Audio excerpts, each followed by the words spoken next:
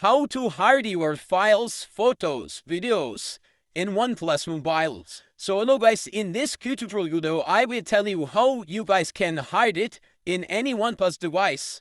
So it was very easy. First that we will simply go to our mobile photos. So you will simply click on Photos app. If you guys don't have, you guys can download it from Google Chrome, but it was available in each OnePlus phone. So I will simply click on that. Here you guys will see your videos, pics, etc. So for example, I want to hide that video. So I will click here. Once you click here, you guys will simply click on these three dots, like more option over three dots, so simply click here. Now here you guys will see move to album, copy to album, rename, set as a private. So simply click on set as a private.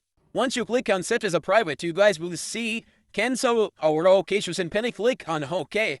Once you click on OK, your that file or photo video will be go to private.